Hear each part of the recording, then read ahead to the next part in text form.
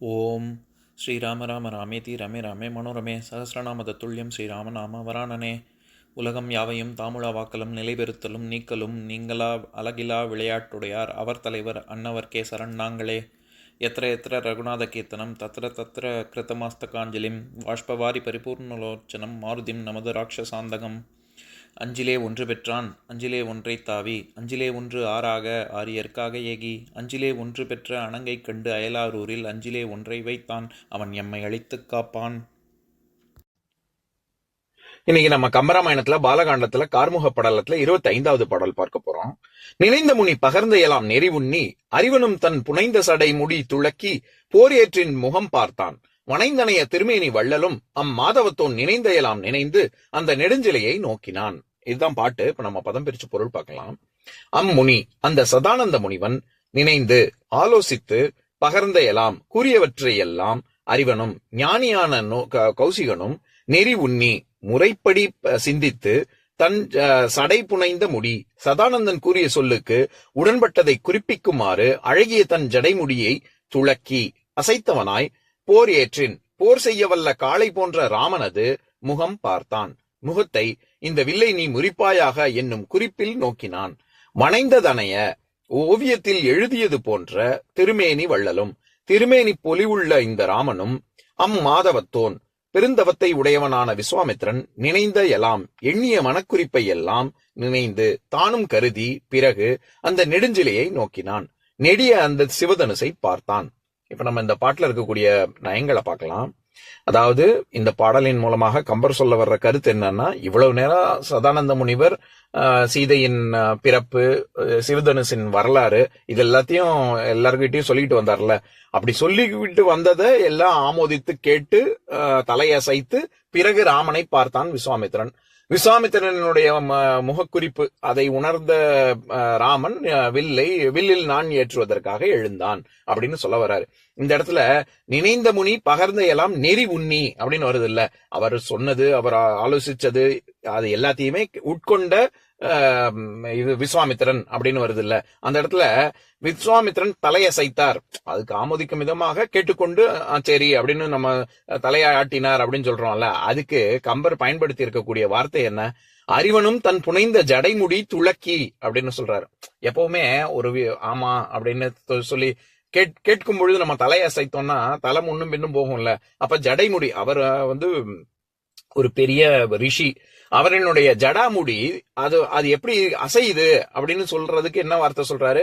புனைந்த ஜடைமுடி துளக்கி அப்படின்னு. இந்த இடத்துல துளக்குதல், அது நம்ம எல்லாருக்கும் தெரிஞ்ச வார்த்தை தான். துளக்குதல்னா அசைதல் அப்படிங்கிற பொருள். அந்த மாதிரி தலையசைத்து விட்டு ராமனை பார்த்தான் அப்படின்னு சொல்றாரு. இங்க பார்த்தான் அப்படின்னா சும்மா வெறும்னா பார்க்கறதுன்னு இல்ல. இந்த எப்பேற்பட்ட தெய்வீக மகள், தெய்வத்தன்மை கொண்டுள்ள, தெய்வ இயல்பு கொண்டுள்ள ஜனகனின் மகளான சீதை அப்படின்னு அவருக்கு சொல்றாரு. ஏன்னா இவ்வளவு நாள் சீதையின் பெருமை, பிறப்பு இதெல்லாம் தானே சொல்லிட்டு வந்தாரு. அதனால இப்பேற்பட்ட சீதை நிச்சயமாக உனக்கு மனைவியாக வேண்டும் அப்படிங்கறத உணர்த்தும் விதமாக ராமனை பார்த்தான் அப்படிங்கிறது ஒரு கருத்து. இன்னொன்னு, ஏறு அப்படிங்கிற சொல் ஏற்கனவே நம்ம 2 முறை பார்த்துட்டோம். அதாவது கார்முக படலத்திலேயே முதல் பாடல்ல ஜனகமன்னனே சொல்லியிருக்கான், இந்த மாதிரி அவன் இந்த வில்லில் நான் ஏற்றினால் நானை மட்டும் ஏற்றவில்லை, துன்பக் கடலிலிருந்து என்னை கரையும் ஏற்றினான் அப்படின்னு ஏற்றுதல் அப்படிங்கறத வச்சு வார்த்தை விளையாண்டார்ல கம்பர். அதனை தொடர்ந்து சதானந்த முனிவரும் என்ன சொல்லுவாரு? இவன் ஏற்றின் நன்று அப்படின்னு முன்னாடி சொல்லுவார். ராமன் நான் ஏற்றினால் நல்லது அப்படின்னு அவர் சொல்லுவார்ல. இது எல்லாத்தையும் உணர்ந்த விஸ்வாமித்திரன் ராமனுக்கு பார்வையினாலேயே இந்த குறிப்பை உணர்த்துகிறார். நீ ஏற்றினால் நன்று அப்படின்னு சொல்றாரு பாரு, அதனால நீ கண்டிப்பா போய் ஏற்றணும் அப்படின்னு பார்வையிலேயே சொல்றாரு. அதுக்கு ராமனை பார்த்தான், ராமனின் முகத்தை பார்த்தான் அப்படின்னு வர்றதுக்கு கம்பர் பயன்படுத்துற வார்த்தை என்ன? நான் எப்பவும் சொல்றதுதான், ராமன் சீதை அப்படின்னு நேரடியா பெயரை பயன்படுத்துறது ரொம்ப அபூர்வத்திலயும் அபூர்வம் தான். இங்க என்ன சொல்றாரு? போர் ஏற்றின் முகம் பார்த்தான் அப்படின்னு. இந்த இடத்துல மறுபடியும் ஏறுங்கிற வார்த்தையை வச்சு கம்பர் விளையாடுறாரு. என்னன்னா, ஏறுன்னா மேல ஏறி வா அப்படின்னு சொல்லி ஏறுதல் அப்படிங்கிற ஒரு பொருள் இருக்கு. அதாவது அதனாலதான் இங்க நான் ஏற்றுதல் அப்படிங்கறதே பார்த்தோம்ல. அந்த மாதிரி போர் ஏறுனா காளைன்னு ஒரு அர்த்தம் இருக்கு. அதனால இந்த இடத்துல போர் ஏறு அப்படின்னா போர் வீரன் அப்படின்னு அர்த்தம். நம்ம கட்டிளங்காளையா இருக்கான் அப்படின்னு ஒரு ஒரு ஒரு இளைஞனுக்கு சொல்லுவோம்ல, அதே இது போர் ஏறு அப்படின்னு சொன்னா போர் வீரன் அர்த்தம். இந்த இடத்துல ராமனை போய் ஏன் போர் வீரனின் முகத்தை பார்த்தான் அப்படின்னு சொல்லணும் அப்படின்னா, பொதுவாகவே ஒரு போர் புரியறவங்க என்ன பண்ணுவாங்க, நேரடியா எடுத்த உடனே அந்த மன்னனின் மீது போர் அப்படின்னு சொல்லி படையெடுத்து வந்துருவாங்களா என்ன? முற்றுகையிடுவது இதெல்லாம் சர்வசாதாரணமா அப்படியே போய் பண்ணிட மாட்டாங்கல்ல. நேரம் காலம் பார்ப்பது, அவனுடைய படைபலத்தை பகைவனின் படைபலத்தை தெரிந்து கொள்வது, தான் எப்பேற்பட்ட படையை எடுத்து செல்வது, பிரதானமாக எத்தனை பேர் அந்த படையில இருப்பது, இந்த மாதிரியான ஒரு ஆலோசனை எல்லாம் செய்யணும்ல. அது செஞ்சதுக்கு அப்புறம் தானே படையெடுக்கவே போவாங்க.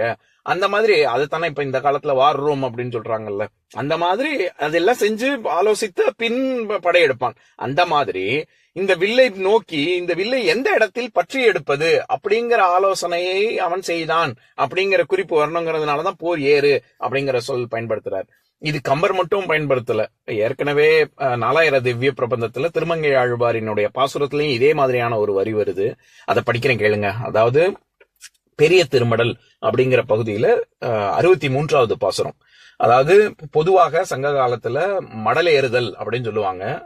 ஒரு காதலன் காதலிக்கு தன்னுடைய அன்பை வெளிப்படுத்தும் ஊர் மக்களுக்கு அறியும், அதான் பட்டவர்த்தனமா எல்லார் முன்னாடியும் சொல்லக்கூடிய விஷயமாக மடலேறுதல் அப்படிங்கிற ஒரு சடங்கு நடைபெறும். இங்க நாயகி பாவத்துல நாயகி மடலேறுதல் அது பொதுவா நடக்காது. காதலன் தான் தெரிவிப்பான். அந்த மடலேறுதல்ங்கிறது காதலன் செய்யக்கூடிய விஷயம். ஆனா நாயகி பாவத்துல தான் திருமாலை நோக்கி திருமங்கை ஆழ்வார் மடல் ஏறுதல் அப்படிங்கிற ஒரு விஷயத்த அவர் பாட்டா படிச்சிருக்காரு. அதுல ஒரு பாசுரம், அதை படிக்கிறேன் கேளுங்க. மாமலர் மேல் அன்னம் துயிலும் மணிநீர் வயலாளி என்னுடைய இன்னமுதை எவ்வுள் பெருமலையை கன்னி மதில் சூழ் கணமங்கை கற்பகத்தை மின்னையும் இருசுடரை வெள்ளரையுள் கல்லறை மேல் பொன்னை மரகதத்தை புட்குழியம் போரேற்றை மண்ணும் அரங்கத்தென் மாமணியை வல்லவாழ் பின்னை மணாளனை அப்படின்னு சொல்லி அந்த பாசுரம் போகும்.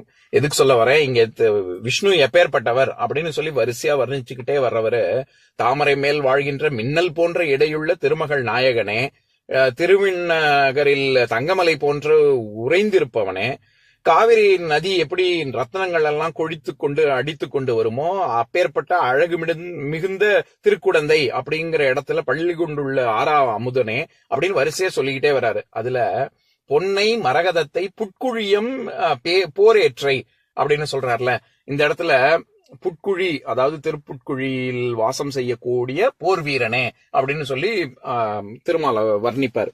எதுக்கு சொல்ல வரேன், அதே மாதிரியான கருத்தை தான் இங்கேயும் சொல்றாரு. ராமன் போர் வீரன், அவனுக்கு எந்த நேரத்துல எப்படி அணுகணும் அப்படின்னு தெரியும் அப்படிங்கறதான் இங்க அந்த மாதிரியாக வில்லை அணுகினான் அப்படின்னு சொல்றதுக்கு தான் இங்க போர் ஏறு அப்படின்னு ராமனை குறிக்கிறாரு. அதுவும் எப்பேற்பட்ட ராமன் அப்படின்னு சொன்னா வனைந்தனைய திருமேனி அப்படின்னு சொல்றாரு. ஒரு ஓவியத்துல ஒரு வண்ணம் தீட்டி வரைந்தால் ஒரு திருமேனி எப்படி இருக்குமோ அப்பேற்பட்ட திருமேனி அப்படின்னு.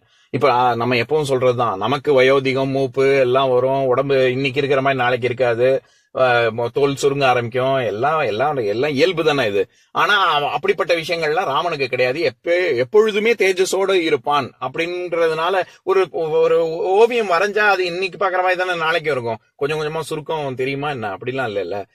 அதனால வனைந்ததனைய அப்படின்னா ஒரு ஓவியம் வரைஞ்சா எப்படி இருக்குமோ அந்த மாதிரி திருமேனி கொண்டுள்ள வள்ளல் அப்படின்னு சொல்றாரு. இப்ப நான் பாட்டை இன்னொரு தடவை படிக்கிறேன் கேளுங்க. நினைந்த முனி பகர்ந்த எல்லாம் நெறி உண்ணி அறிவனும் தன் புனைந்த சடை முடி துளக்கி போரேற்றின் முகம் பார்த்தான். வனைந்தனைய திருமேனி வள்ளலும் அம்மாதவத்தும் நினைந்த எல்லாம் நினைந்து அந்த நெடுஞ்செலியை நோக்கினான். இன்னொரு நாள் இன்னொரு பாட்டு பார்க்கலாம். ஓம் சாந்தாகாரம் புஜகசயனம் பத்மநாபம் சுரேஷம் விஸ்வாதாரம் ககனசத்ரசம் மேகவர்ணம் சுபாங்கம் லக்ஷ்மீகாந்தம் கமலநயனம் யோகி ஹிருத்யானகம்யம் வந்தே விஷ்ணும் பவபயஹரம் சர்வலோகைகநாதம். உம்பரோடு இம்பர்காரும் உலகம் ஓர் ஏழும் ஏழும் எம்பெருமான் என்று ஏத்தி இறைஞ்சி நின்று ஏவல் செய்ய தம்பியரோனும் தானும் தருமமும் தரணி காத்தான் அம்பரத்து அனந்தர் நீங்கி அயோத்தியில் வந்த வள்ளல். ஓம் பூர்ணமதః பூர்ணமிதம் பூர்ணாத் பூர்ணமுதஸ்யதே பூர்ணஸ்ய பூர்ணமாதாய பூர்ணமேவாவசிஷ்யதே. ஓம் சாந்தி ஷாந்தி ஷாந்திஹி. ஓம் சர்வேஷாம் ஸ்வஸ்திர்பவது सर्वेषां शान्तिर्भवतु, सर्वेषां पूर्णं भवतु, सर्वेषां मङ्गलं भवतु। ॐ शान्ति शान्ति शान्तिः। ॐ सर्वे भवन्तु सुखिनः, सर्वे सन्तु निरामयाः, सर्वे भद्राणि पश्यन्तु, मा कश्चित् दुःखभाग् भवेत्। ॐ शान्ति शान्ति शान्तिः।